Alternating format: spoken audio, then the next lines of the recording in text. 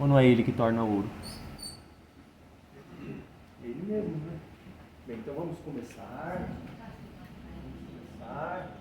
Bem, sou Alexandre Medeiros Jorge de Carvalho, sou professor aqui da rede de Vinhedo, rede municipal desde 2007.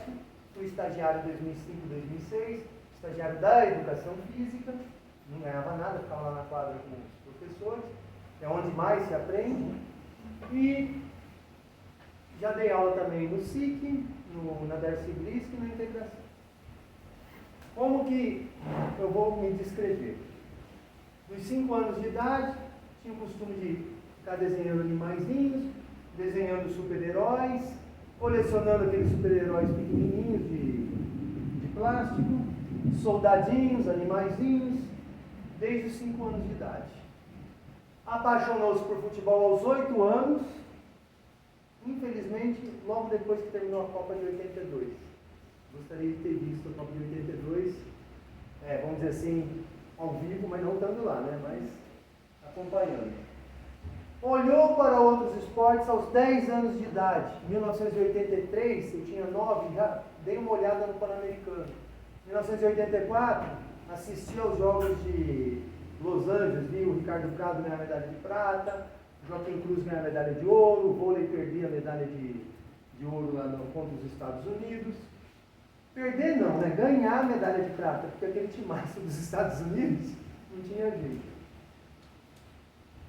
Só que daí eu continuei com futebol, morava em Santos, jogava futebol na praia lá com meus colegas, flamenguista, somente depois daquele título brasileiro de 83, depois da Copa União em 87, e fui continuando com futebol. O que me deu assim uma desanimada foi a Copa do Mundo de 86, o Brasil perder para a França, tinha jogado melhor e perdeu aquele jogo nos pênaltis. Aí me deu uma certa frustração. Continuei torcendo ali para a Argentina. Com 13 anos eu comecei a fazer as minhas pesquisas. Pegava a enciclopédia Mirador, abria na parte lá dos campeões olímpicos e ficava fazendo a relação deles, separando por país, separando por esporte, às vezes fazendo um confronto de época, como se uma época estivesse enfrentando a outra, e ia fazendo meus quadros de medalha. Tudo com uma forma de brincar, era o meu brincar. Nessa época também comprei as fitas VHS, tinha videocassete e acompanhei a Olimpíada, gravava, ficava a madrugada inteira acordado, ia para a escola, que era de manhã, e depois voltava, dava uma dormidinha, 5 da tarde estava de novo acordado para ir até a 1 do outro dia. Pensava em fazer jornalismo. Com 16 anos, vou fazer jornalismo, porque gosto de esporte, gosto de acompanhar. Mas meu pai, ele era juiz de direito e falava, não, vai fazer direito, jornalismo não dá nada, você vai ficar debaixo da ponte, vai fazer direito. E eu, muito obediente e sem força para reagir, fui fazer direito. Fazendo direito, indo à faculdade, eu me referia assim, quando acordava às 5h40 da manhã para ir. Nossa, vou ter que ir para aquela cadeia. Foi assim que eu cursei os 5 anos. Vivendo nessa situação frustrada e tudo mais, desenvolve depressão, fobia, agorafobia e tudo mais. Fiquei aí um tempo, né, tentando aí com direito, cheguei a prestar concurso para promotor de justiça. Hoje eu fico pensando, meu Deus, o que eu estava fazendo lá?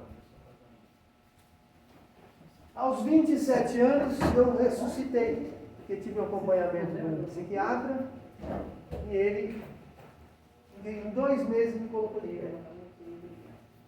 Fui participar do congresso lá no Rio de Janeiro, enfim, tive que apresentar trabalho, me saí bem, e fui convidado para começar a fazer trabalhos na área dos Jogos Olímpicos com o pessoal lá da Gama Filho, no Rio de Janeiro. Entrei no curso de Educação Física e me formei aos 32 anos, em 2006, prestei o concurso da Prefeitura. A ideia era fazer mestrado, mas passei no concurso, né, e segui como professor. Desde então, sou professor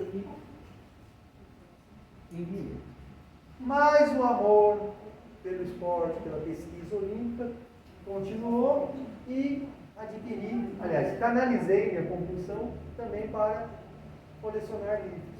Então eu importo livros de vários países do mundo, brigo muito com a alfândega, mesmo livros tendo imunidade tributária constitucional, a alfândega às vezes me cobra, algumas vezes some com livros meus, outra uma doação que eu recebi lá da Bielorrússia. Não deixaram entrar porque não tinha descrição dos livros, então é uma trajetória bem difícil. O acervo entre revistas e livros está em torno de 3 mil livros e revistas. Não sei se para mais ou para menos, mas está perto de 3 mil. Semana retrasada, eu recebi uma encomenda da Dinamarca, com acho que 25 livros, e também 26 livros da Geórgia, semana passada. Geórgia, antiga república da União Soviética. Essas bandeirinhas aqui, embaixo o meu logo, né, da minha comunidade no Facebook, os países que eu tenho mais livros, né, e pela ordem de ser a coleção boa. Alemanha, Suécia, Finlândia, antiga União Soviética, Polônia. Agora eu já vou puxar essa República Tcheca para cá, os livros de lá são muito bons. Enfim, curiosamente, qual país está faltando aqui? Eu não ia nem pensar. Quando eu comecei a pesquisar, o Brasil, não ia nem falar do Brasil. O Brasil falta, verdade. Qual outro? O Brasil não tem nem de Copa do Mundo direito. Qual outro país que falta aqui? Gilberto? A China. A China, Coreia do Sul e Cuba. São agora os que eu estou, são os meus alvos agora. É curioso que a China tem um comércio aí com todo mundo. Eu tento comprar livro com eles, é complicado o processo. Às vezes não consigo nem entrar no site. Não sei se eles têm que vincular, eles querem que a gente vincule o nosso e-mail. Eu não sei, eu tenho um amigo que vai fazer compras na China, ele tem uma importação e ele vai sempre na China. Opa, seria ótimo. Seria ótimo. Ó, tá registrado, hein, Gilberto? Seria ótimo. Aqui um livro, um caderno lá da Faculdade de Direito, com anotações dos Jogos Olímpicos. Um dia eu estava numa aula lá, o professor dando aula, olha, falando isso para professor, hein? Estava dando aula e pensando, nossa, quais foram os boxeadores da União Soviética que conquistaram medalha no boxe? Comecei a puxar de cabeça, 52, 56, tal. Aí, acabou a aula, e eu lá, tentando finalizar os últimos nomes, passou um colega por mim, foi olhar, né, porque, o que será que eu anotei tão importante lá da aula, né?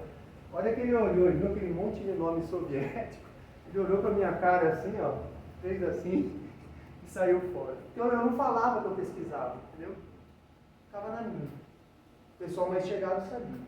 Você era da KGB.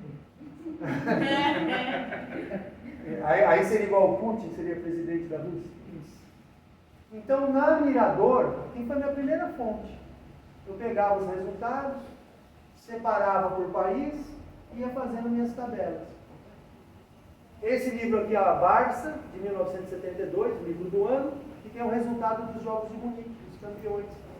Aí eu ficava consultando tanto isso daqui, que aí eu fiquei sabendo de cor quase a totalidade das 195 de hoje. E aqui também é outra página da Mirador com fotos da Olimpíada de 72. Participando de congressos, dos eventos, eu comecei a conhecer algumas personalidades.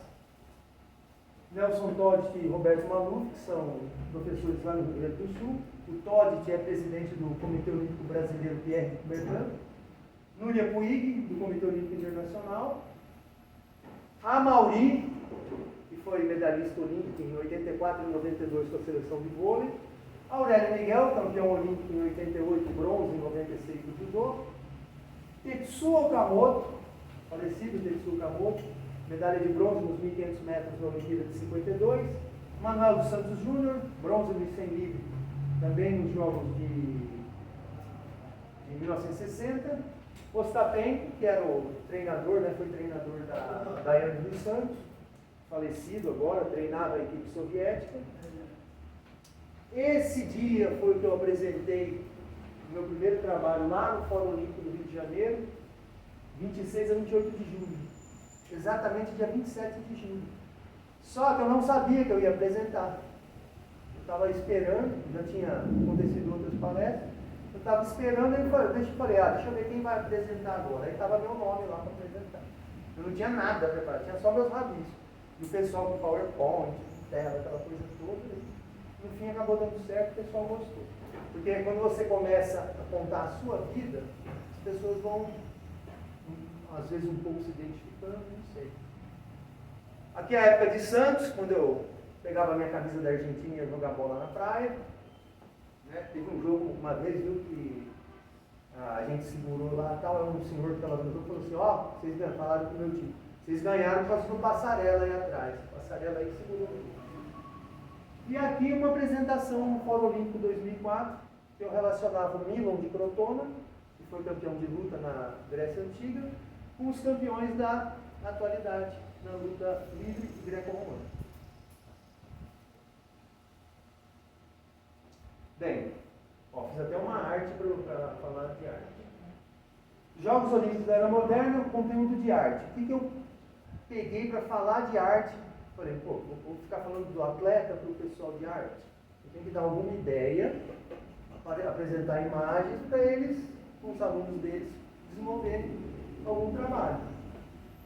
Nos Jogos Olímpicos, de 1912 a 1948, foi disputado o torneio de Belas Artes. Então eram competições de literatura, poema, música, escultura, pintura. Porque o Barão de Coubertin, ele acreditava na educação através do esporte e queria que também tivesse essa parte cultural dentro dos Jogos Olímpicos.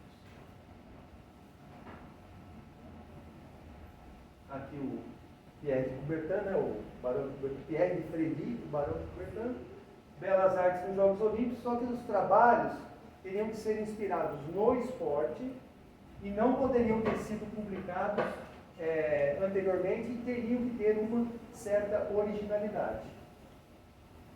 O artista poderia apresentar mais de um trabalho, mas nem sempre era concedido o prêmio. Havia disputa e era concedida uma medalha de prata, não tinha nem medalha de ouro, ou então prata e bronze, ou então só medalha de ouro. Os trabalhos eram bem selecionados. Outros temas, né, dança, filme, fotografia, também entravam na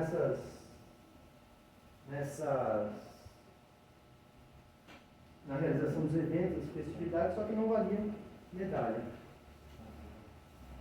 Basicamente, programa composto por arquitetura, que no caso incluía também urbanismo, literatura, aí tinha dramática, épica lírica, música.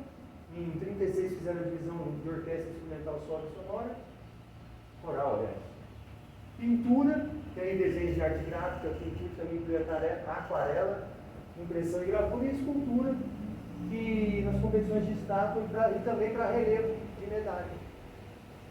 Em 49 decidiu-se acabar com esse tipo de concurso, vamos dizer assim, porque como os Jogos Olímpicos tinham restrições aos profissionais, estavam percebendo que nas belas artes estavam participando pessoas que viviam da sua arte.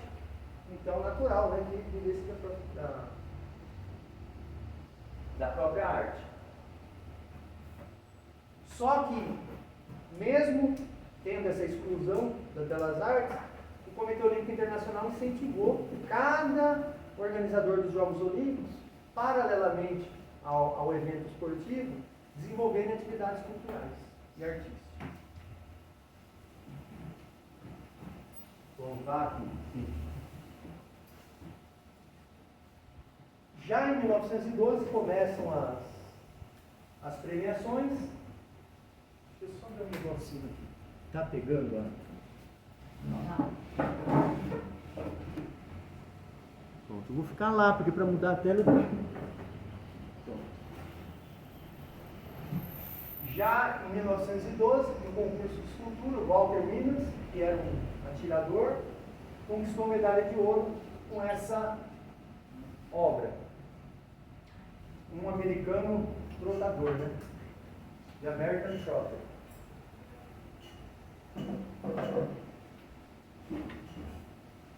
Carlo Pellegrini, pintura, também fez essa obra, Esportes de Inverno. 1912, medalha de ouro, italiano, Carlo Pellegrini. Alfred Ost, pintura, jogador de futebol.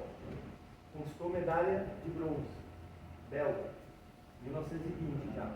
Escultura, outro belga, Simon Goossens, medalha de prata com a escultura dos patinadores. Aí no caso é a dupla, né? É a patinação em dupla. Medalhista de prata. Outro belga, Alberic Collin, ele teve uma obra, La Force, e essa outra escultura dele, que é um animal. Na verdade, eu não achei essa obra La Force, mas ele era caracterizado por fazer figuras de animais. Alberic Collin. Também, ainda em 1920, em arquitetura, projeto para uma escola de ginástica do Roger Sig Larsen, da Noruega, ganhador da medalha de prata, 1920. Henriette Bossan de Polanska, francesa, na pintura medalha de prata. Leland, o momento que é a passagem da barreira.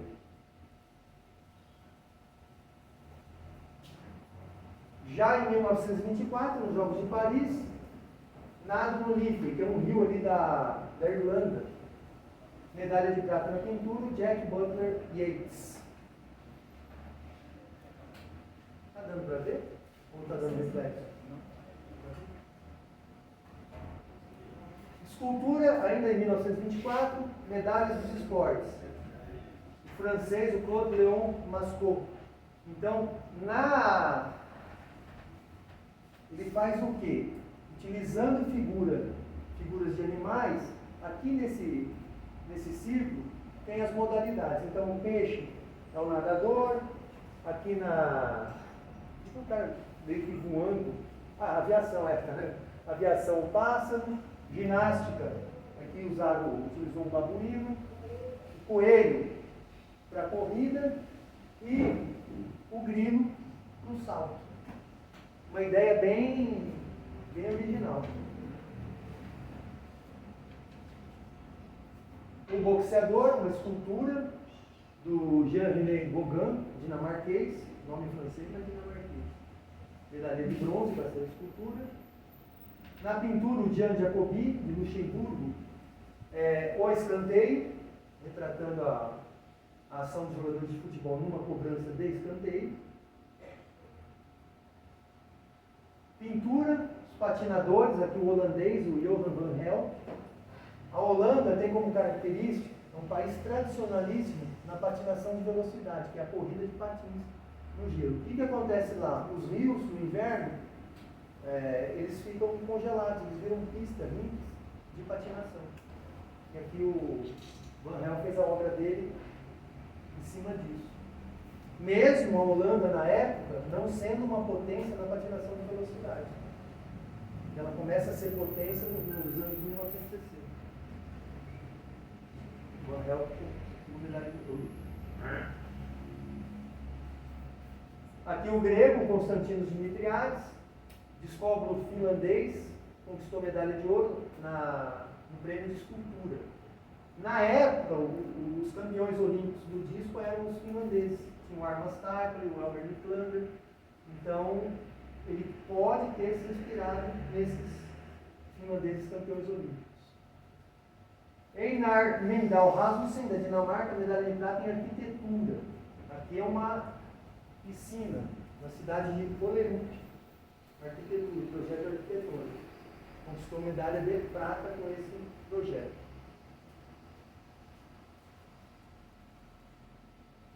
Pintura, artes gráficas, meio coxa, meio assim, carteiro, né?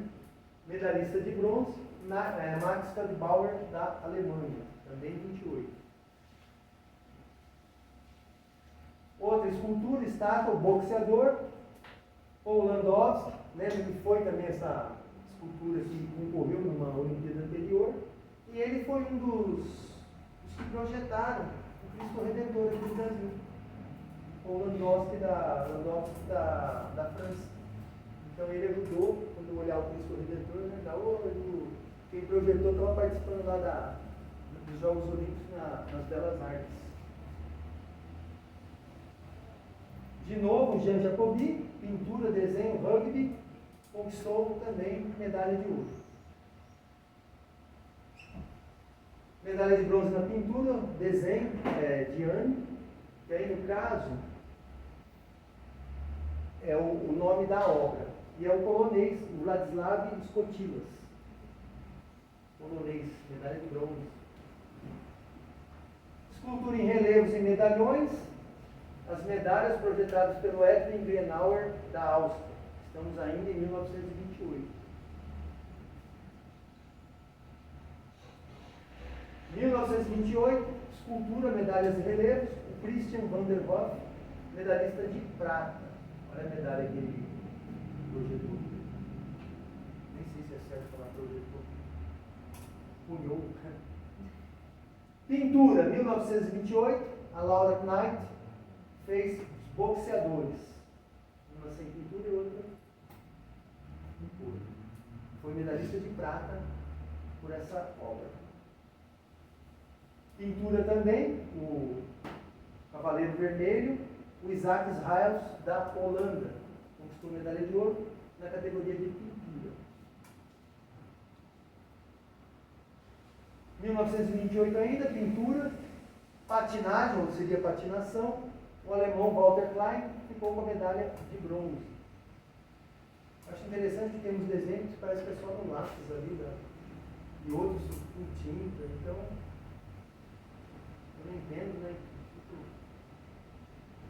Escultura e estátuas, a alemã René Sintenis fez o futebolista, futebol. Medalha que ela pegou? Medalha de bronze, escultura. Pintura em 28, trabalho gráfico, almanac de 12 esportes, do William Nicholson, conquistou medalha de ouro. E esses esportes são todos assim, esportes tradicionais dos ingleses. Você não vai encontrar uma luta livre, você não vai encontrar uma esgrima. São mais esportes relacionados com a cultura dos britânicos. Já o tiro era uma mulher, né? Tiro. Mas era um tiro com arco. Com arco, é arco? É. Mas é categoria aberta? Não, era masculino e feminino. Foi um dos primeiros esportes em que a mulher participou. Primeiro foi o golfe e o tênis e depois o tiro com arco. Então ele conquistou medalha de ouro, a monarca dos 12 esportes. Medalha de bronze em 1932, pintura, aquarela e desenho, Horseman, quer dizer, o cavaleiro, o homem do cavalo, Gerhard Westermann, também holandês, ficando com a medalha de bronze. Pintura 32, aí já entra 1932, os jogos lá nos Estados Unidos, em Los Angeles, nos Estados Unidos. Inclusive foi em 32, 84 e agora em 28, de novo Los Angeles. Aquarela e desenho, na pintura, rodeio. Libler conquistou medalha de ouro. 32, escultura, na classe estátuas, Odisseus, do Jakub Belbrovski, medalha de bronze. Inclusive o Comitê Olímpico Internacional tem algumas dessas esculturas no parque deles, lá do Museu Olímpico. Escultura também, estátuas, o nocaute, né, The Knockdown, medalha de ouro para o Mahong Yong. Mais uma escultura, ainda em 1932, estátua, luta, do Miltiades Mano, um nome grego, mais natural da Hungria. Escultura também, medalhas e relevos, escultura do esporte 2, ali uma, nem dá para dizer que é isso.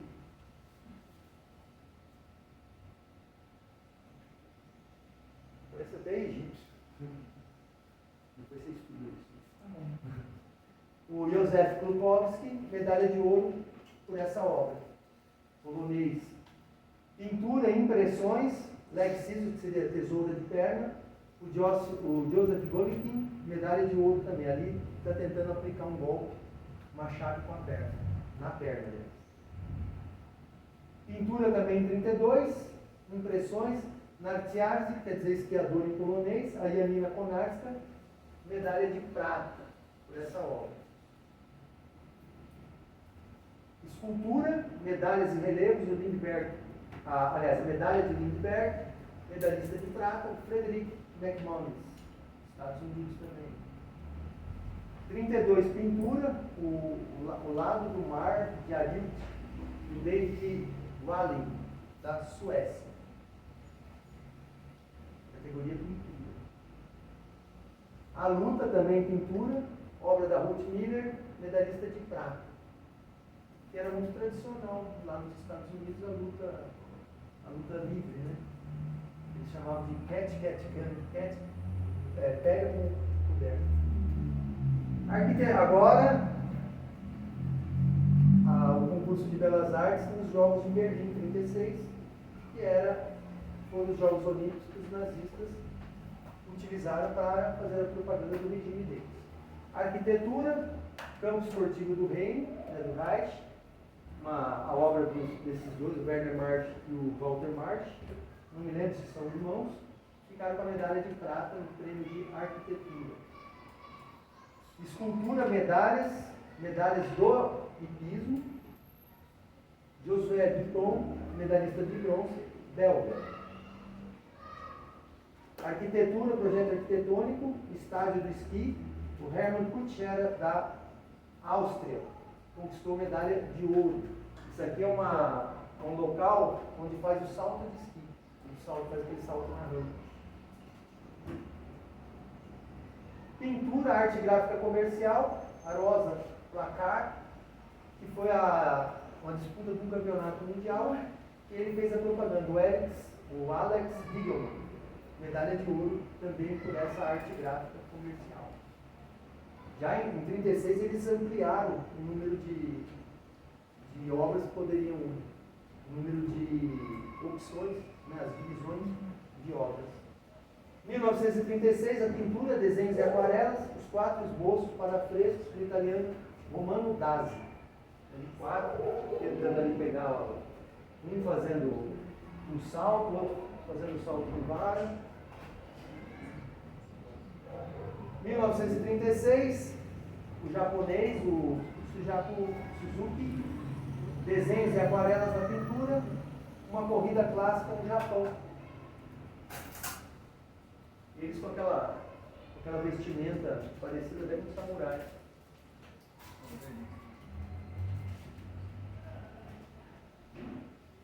Em 36 ainda, escultura e estátua, o atleta do decathlon, obra do Arno Brecker, medalha de prata, escultura, categoria estátua. Escultura, categoria estátua, medalha de bronze, jovens lutadores, ou luta de jovens, Stig Blomberg, sueco. Suécia que era, na época, um país tradicional na luta. Hoje já não.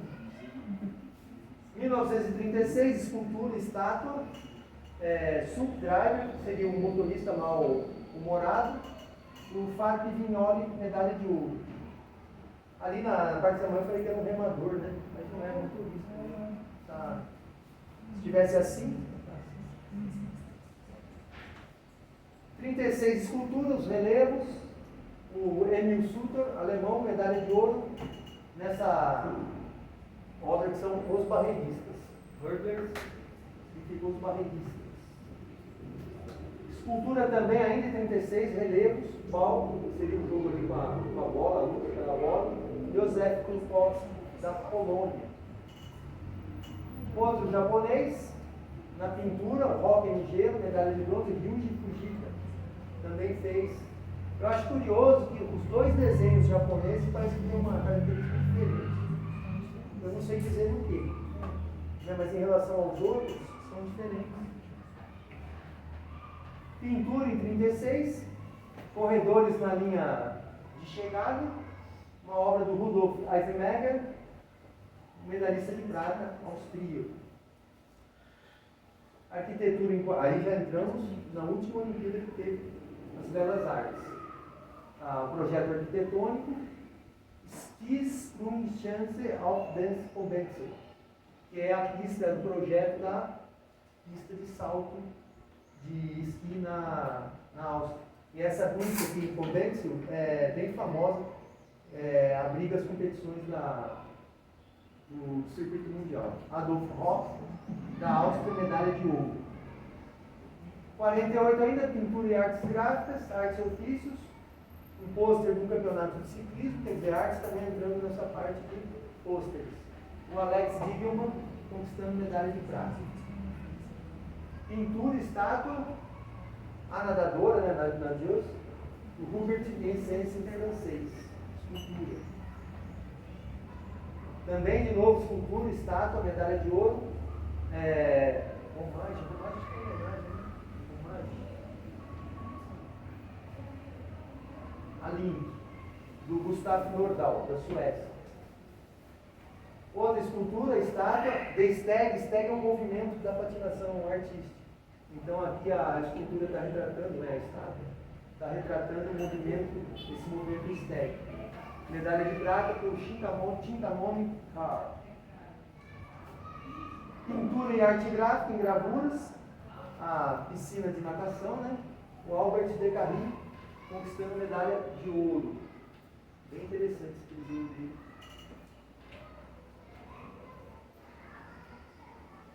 Pintura e arte gráfica, gravuras, jogadores de polo, John Copley do Reino Unido, medalha de prata por esta obra. Aí em 48, pintura e arte gráfica, óleos e aquarelas, o Campeonato Amador de Londres, retratando o boxe. Ele, o Alfred Thompson. Letitia Hamilton, na pintura e arte gráfica, óleo e aquarela, medalha de ouro, pelo Meat Hunt Point to Point Race. Esse Meat Hunt seria uma espécie de caça. Corridas ponto a ponto de caça. Agora o Meat eu não sei qual o significado. Escultura, medalhas e placas, 48. Placas dos esportes, medalha de ouro pelo Oscar Thied, da Áustria. Pintura e arte gráfica de novo. O lado do mar do esporte, CSI Sport, na África do Sul. Obra medalha de ouro do Walter Batiste. E agora, por fim, a última tela para a arte, é uma proposta de talvez um projeto que vocês possam fazer, quando tem os jogos interclasses, jogos internos, fazer uma mascote, pedir para cada equipe fazer uma mascote, fazer um emblema, fazer o pictograma, que é o que descreve a modalidade, o emblema como o candidato da cidade, no caso a equipe, uma reportagem oficial, um pôster, um olhar sobre os jogos, como seria look of the games, aparência dos jogos. Eu não sei em arte o que significaria o diploma, como seria confeccionado, a medalha de participação e a medalha de premiação, o ingresso, as sinalizações para onde é o banheiro, onde é a saída, onde é o local de refeição.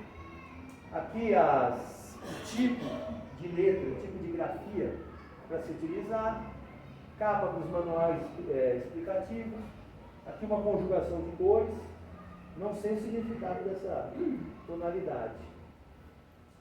E é isso. Por fim,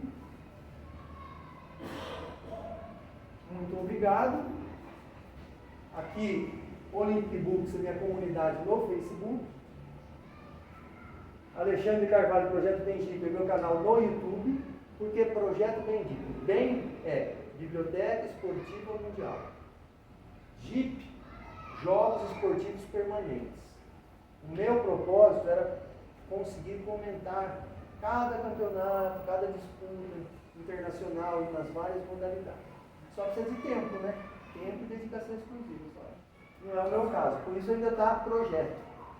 E o Geografia Olímpica, que é um blog que eu fazia meus estudos olímpicos.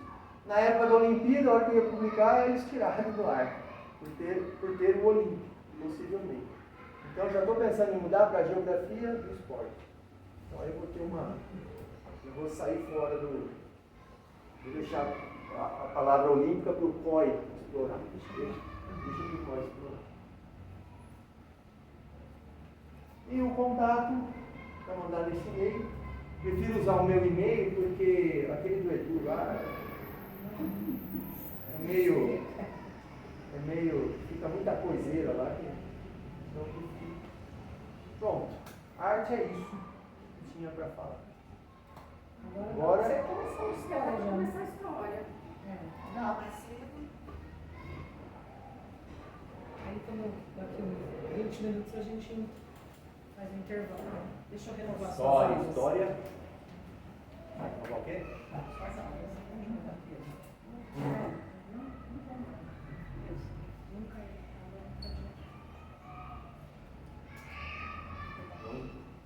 Amanhã eu arrumo uma garrafinha para você. História, agora a parte de história. Quem que é da história aqui?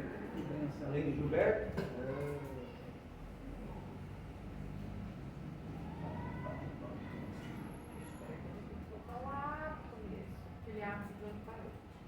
Ah, é? Tecnologia e sensores. Vamos só bater. Era para ser, não vai? Como não vai, a gente faz menos delicado. Aí você pode pular. Aqui é a mesma coisa, né? Pode pular. Pode pular. Pronto, aqui.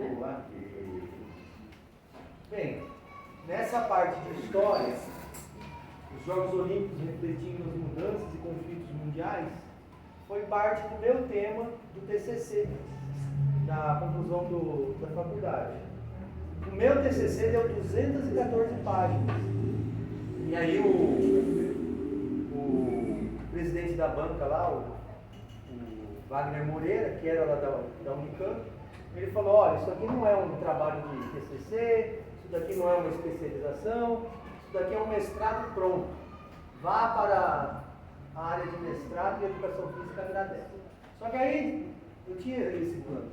Só que aí passei no concurso, fiquei dando aula, preferi continuar dando aula. Mas, né, quem sabe.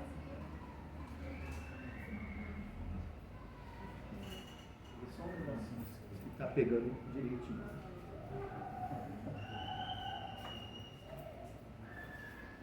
Olha para mim, tá? Então aqui uma pequena introdução, cerca de 3.000 a.C., realizavam-se cerimônias esportivas com caráter religioso. Lá na Grécia, tinha os Jogos Nemeus, os Jogos Píticos, tinha os Jogos de Hera e tinha os Jogos Olímpicos. Então, se confundem um pouco, mas era uma forma de todo ano praticamente ter alguma festividade esportiva. O registro do primeiro campeão olímpico da antiguidade foi a vitória de Coreobos, de Elis, na prova de Estádia. Estádia era uma corrida de 192 metros. Era uma corrida de velocidade. Porque tinha o dromo e o dólico. Aí o dólico era 2 vezes a Estádia e o dromo era cerca de 4 km, 4.000 metros a corrida.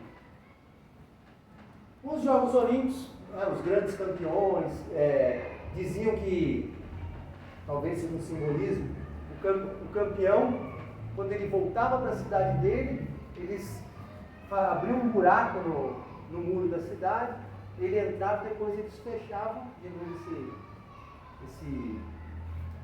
essa passagem, para significar que a vitória tinha entrado na cidade e ela não a iria abandonar mais.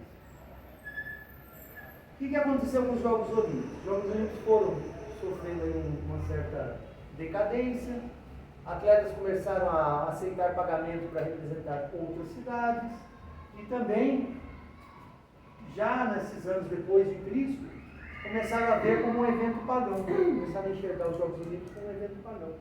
E o imperador Teodósio I extinguiu os Jogos Olímpicos em 393 depois de Cristo. O último campeão olímpico foi um armênio do pugilismo chamado Varasdates. O que acontece com a Olímpia?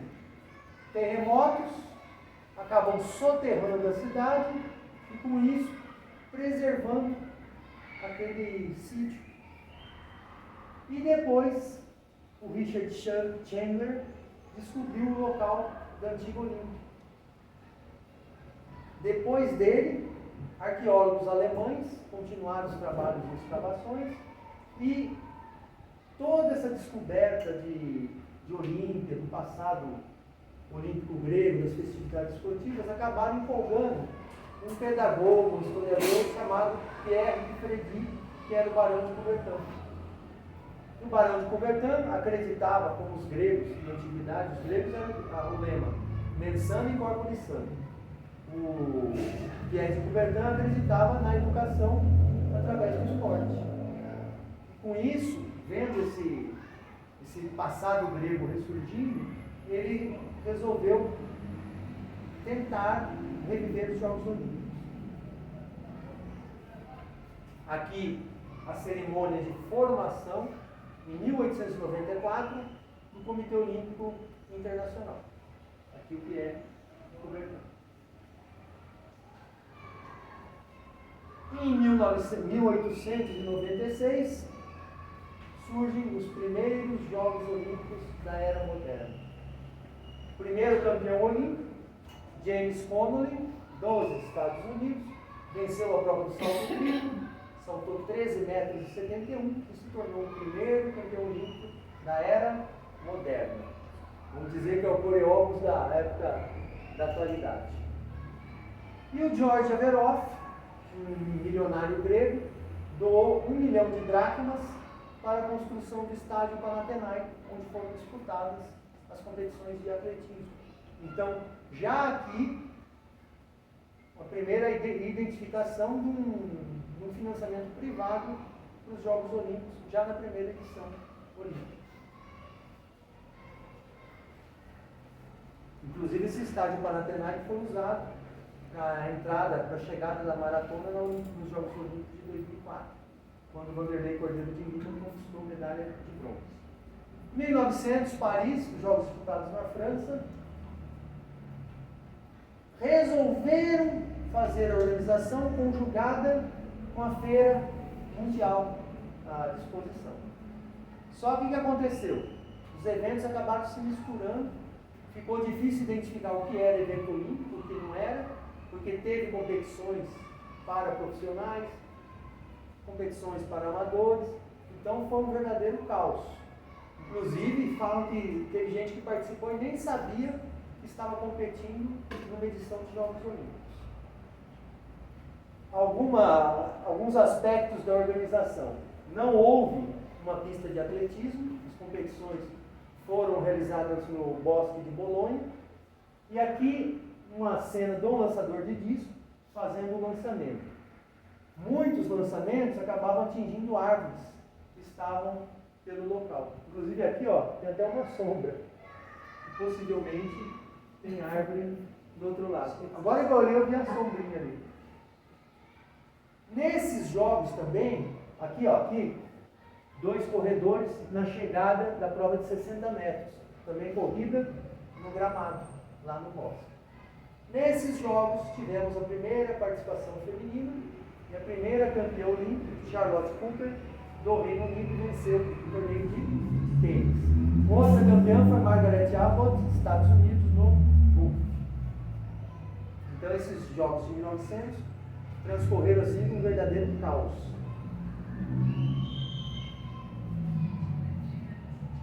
Os Estados Unidos contribuíram muito no renascimento do movimento olímpico. Então resolveram, em 1904, transferir a organização lá para São Luís, nos Estados Unidos. Coincidiu com a Feira Mundial na Louisiana. Nesse evento, que aconteceu? A dificuldade de transporte fez com que a participação europeia fosse mínima. Geralmente eram pessoas que estavam já lá em St. Louis que participaram. Então os Estados Unidos ganharam praticamente todas as medalhas em disputa. Teve alguma coisinha de que a Alemanha, a Áustria na ginástica, na natação também, a Alemanha, a Hungria, na esgrima, Cuba, conseguiram algumas medalhinhas. Mas o resto foi hegemonia norte-americana. Nesses jogos, os organizadores de St. Louis, eles separaram disputas para minorias. Então, para grupos étnicos que não tiveram oportunidade de competir ou não conseguiram se classificar para competir nos jogos mesmo, nos Jogos Olímpicos. Então, realizaram essas competições paralelas, ficaram conhecidas como os dias antropológicos. Na reportagem oficial desses jogos, há a descrição dos resultados e há também uma análise do que eles achavam, né, que pela pessoa viver ali no ambiente selvagem, talvez eles fossem mais rápidos, talvez fossem mais fortes, mas não foi isso que se verificou na comparação dos resultados. E na época havia dois não, o Francis Galton, que tinha assim, aquelas teorias eugenistas, e aqui no Brasil João Batista Lacerda. Então casa muito, muitos dizem que as teorias do Hitler teriam nascido lá nos Estados Unidos, aí eu não sei como é que... Para melhorar a raça, né? Aí eu não sei como é o que realmente contou ali para as decisões, né, do Hitler. 1906 realizaram os Jogos Intercalados na Grécia, que foi uma comemoração dos 10 anos de renascimento dos Jogos Olímpicos. Em 1908 os Jogos foram para Londres, no Reino Unido. Só que aí os ingleses, né, os britânicos, vamos dizer assim, não aceitavam a condição dos Estados Unidos, agora já uma potência, sendo ex-colônia, né, rivalizando com os norte-americanos. Nas competições, houve uma certa rixa entre eles e ficou bem evidente nessas duas provas. Na maratona, o italiano Dorano Pietri entrou no estádio em primeiro lugar, passando mal, desmaiou 2 vezes, foi acordado, auxiliado pela arbitragem britânica e foi conduzido até a linha de chegada. Porém, foi desclassificado e a medalha de ouro ficou com o norte-americano Johnny Hayes. Ou seja, todo esse movimento aqui foi para evitar a vitória do norte-americano. E na prova de 400 metros, que não era dividida em raias, os atletas corriam numa raia só, o britânico Lyndon Halswell disputava com 3 norte-americanos. Um desses norte-americanos foi desclassificado, porque teria interferido, teria tocado o Halswell. Os outros 2 acharam que foi uma decisão injusta e decidiram não correr de novo a prova. E na final, o Halswell correu sozinho. Ficou com a medalha de ouro correndo sozinho. 1912, os Jogos vão para Estocolmo, na Suécia, uma organização primorosa.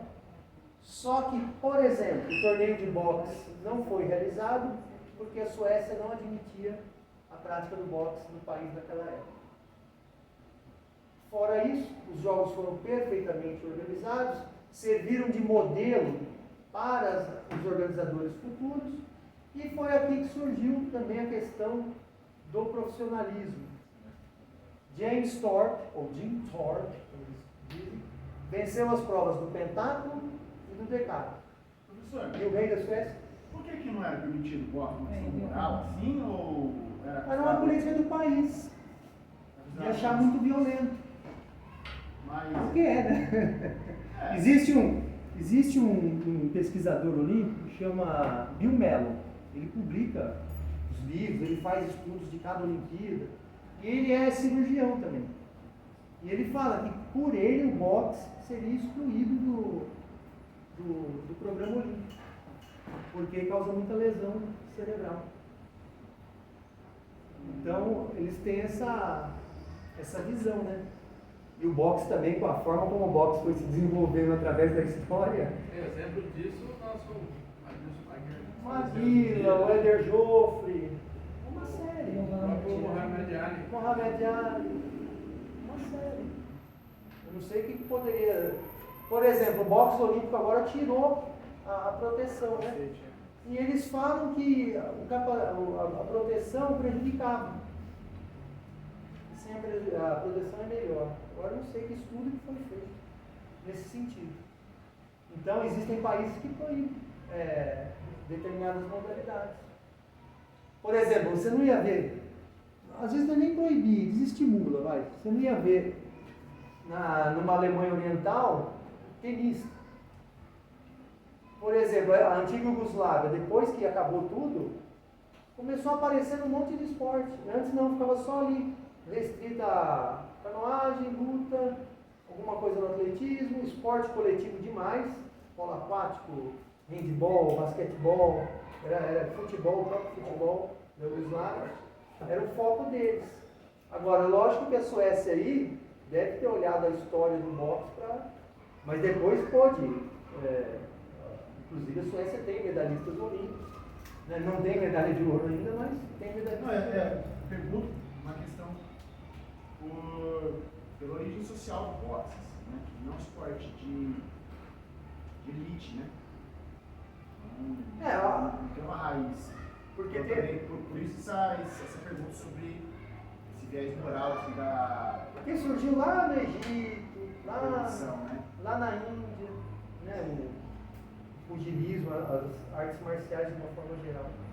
Lá na Índia, ele começou e muito intenso lá no Egito. Uns falam que é originário do Egito. É difícil precisar a origem de um esporte, porque às vezes tem uma prática ali, tem uma prática do outro lado. Por exemplo, chutar a bola no futebol, como é que seria? Você poderia dizer que o futebol surgiu já com a criação da trave? Ou chutar uma bola você já poderia falar em futebol? Porque os chineses tinham um joguinho lá, o Kimari. Não, era outro jogo. Os japoneses tinham o Kimari, que era um jogo com os pés, que era a aristocracia de jogar. Então é difícil precisar a origem, né? Aí o Jim Thorpe ganhou a medalha de ouro no pentatlo no decathlon, foi homenageado pelo rei da Suécia, que disse que era o atleta mais espetacular do século, embora no século estivesse apenas com 12 anos. Ele decidiu isso. Estivesse apenas com 12 anos. Só que lá nos Estados Unidos, possivelmente por ele ser de origem indígena, casado com uma branca, começaram a acusá-lo de profissionalismo, porque ele ganhou alguns dólares numa partida de beisebol. O que o Comitê Olímpico Americano fez? Não foi o Comitê Olímpico Internacional. Quem denunciou tudo foi lá dentro dos Estados Unidos. O Comitê Olímpico Internacional não tem nem como saber que o cara jogou golfe, jogou beisebol e ganhou um dinheirinho. Foi lá dentro dos Estados Unidos mesmo que fizeram essa perseguição. Informaram o Comitê Olímpico Internacional e ele perdeu as medalhas dele. E morreu em 1953, sem ter as medalhas. Em 1982, as medalhas foram devolvidas. Mas não para ele, no caso, mas para a neta dele. Ever Brundage competiu também lá com o Thorpe, e ele era assim, simpatizante assim, de ideias fascistas, meio simpatizante do nazismo, e foi, isso vocês vão perceber lá quando chegar em 1936, foi presidente do Comitê Olímpico dos Estados Unidos e depois do Comitê Olímpico Internacional. E aqui, na provas de fundo, o finlandês Johannes Koleikmainen conquistou 3 medalhas de ouro, prova de cross country, 5.000 metros e 10.000 metros. E deu origem a uma dinastia de corredores finlandeses que ficaram conhecidos como os finlandeses voadores. Só que nessa época, eu acho até curioso, ele competia pela Finlândia mas a Finlândia estava sob domínio russo. Ele, sozinho, ganhou mais medalha de ouro do que a Rússia ganhou em todo o início daquele século. E a Rússia, até chegar à União Soviética, tinha uma medalha de ouro. Foi numa prova de patinação em 1908, que praticamente fizeram a prova para aquele russo ganhar, que era o Nikolai Panin. E aqui observem o seguinte: o uniforme dos suecos com a bandeira sueca e aquele do finlandês não há uma bandeira. E depois, em 1920, quando a Finlândia fica independente em relação à Rússia,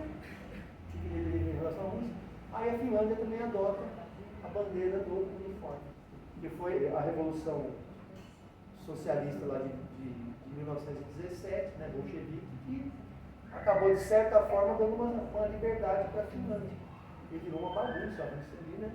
Então não podia ficar indo para muitas frentes.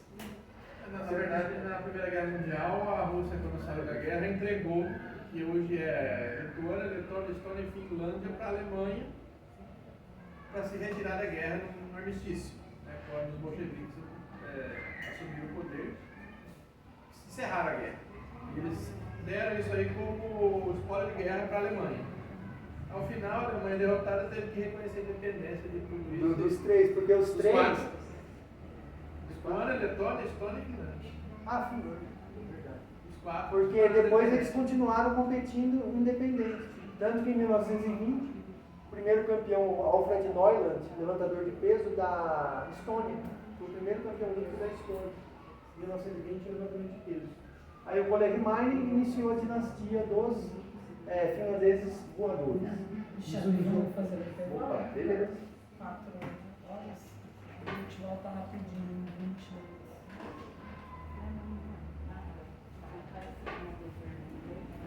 Vai 4 horas mesmo, direitinho.